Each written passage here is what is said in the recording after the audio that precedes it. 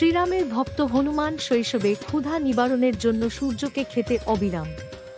সূর্যের কাছে যাওয়ার পথে তাকে প্রথমে অগ্নিদেবতা দ্বারা থামানো হয় যে তার সূর্য খাওয়া উচিত নয়। তিনি অগ্নিদেব তাকে ফিরে যেতে বলেন এবং সূর্য খাওয়ার জেদ ছেড়ে দেন। হনুমান সেখানে অবস্থান করে অগ্নিদেবের সাথে যুদ্ধ করে তাকে পরাজিত করেন এবং তারপর হনুমান সূর্যের দিকে অগ্রসর হতে থাকে, কারণ সূর্য দেবতা তাকে তার দিকে আসতে দেখেন। তারপর সূর্যদেব ইন্দ্রদেবকে সমস্ত দেবের করেন। তিনি বলেন এটি খাওয়ার ফল নয়। হনুমানের জেদ শুধুমাত্র সেই ফল খাওয়ার জন্য, তার ক্ষুধা নিবারণের জন্য, এবং তিনি তখনই চলে যাবেন যখন তিনি সেই ফলটি খাবেন।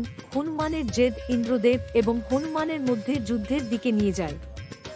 মাঝে মাঝে হনুমান যখন থামে না এবং সূর্য খেতে শুরু করেন, তখন ইন্দ্রদেব তার বজ্র অস্ত্র হনুমানের উপর ব্যবহার করেন এবং এটি তাকে আঘাত করলে তিনি অজ্ঞান হয়ে যান এবং তিনি আকাশ থেকে পড়ে। সমস্ত দেবতারা যখন তার কাছে এসে ক্ষমা প্রার্থনা করেছিলেন, তখনই বায়ু দেবতা শান্ত হয়েছিলেন। তবে হনুমান তাদের প্রত্যেকের কাছ থেকে একটি ঐশ্বরিক আশীর্বাদ পেয়েছেন, তা নিশ্চিত করার আগে নয়।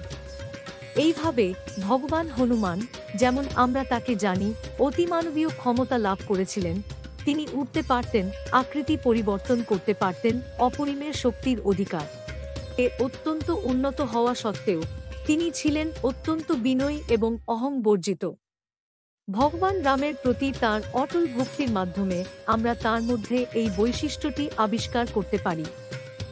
আবার তিনি একজন দক্ষ পণ্ডিত ছিলেন, যিনি 4টি বেদ এবং 6টি শাস্ত্র, আধ্যাত্মিক বিজ্ঞান আয়ত্ত করেছিলেন।